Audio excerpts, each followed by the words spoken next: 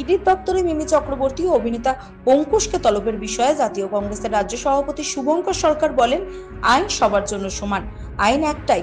জাতীয় কংগ্রেসের বিক্ষোভ মিছিল ও মহকুমা শাসকের দপ্তরে স্মারকলিপি জমা কর্মসূচি ছিল। বিভিন্ন বিষয়ে রাজ্য ও কেন্দ্রের দুর্নীতি এবং দ্বিচারিতা সহ ওয়াকফ বিলের বিরুদ্ধে বিক্ষোভ মিছিল করলেন জাতীয় কংগ্রেসের রাজ্য সভাপতি শুভঙ্কর সরকার ও কংগ্রেসের নেতা নেত্রী ও কর্মীবৃন্দরা। উপস্থিত ছিল এআইসিসির মেম্বাররাও। ইডির দপ্তরে মিমি চক্রবর্তী ও অভিনেতা অঙ্কুশের তলব প্রসঙ্গে শুভঙ্কর সরকার বলেন, দেশের আইন একটাই। সাধারণ মানুষের জন্য যে আইন, একটা সেলিব্রিটির জন্য সেই আইন। সাধারণ মানুষের জন্য অন্যায় করলে যে শাস্তি হওয়া উচিত, সেলিব্রিটির ক্ষেত্রেও সেই একই শাস্তি হওয়া উচিত। আইন বহির্ভূত কাজ যিনিই করবেন, সাধারণ মানুষ হোক আর কোনো সেলিব্রিটি হোক, কোনো নেতা হোক, নেত্রী হোক, এবং কোনো অসংসদীয় কথাবার্তা বলা কিংবা আনপার্লামেন্টারি কিছু করা, সবটাই অপরাধ।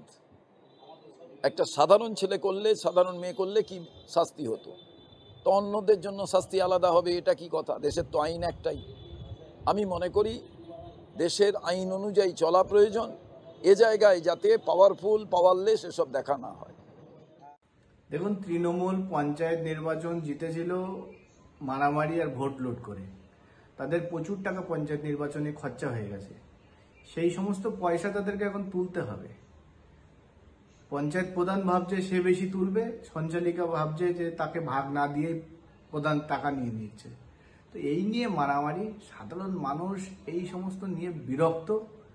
আগামী কয়েক মাসের মধ্যে সরকারের পরিবর্তন হবে।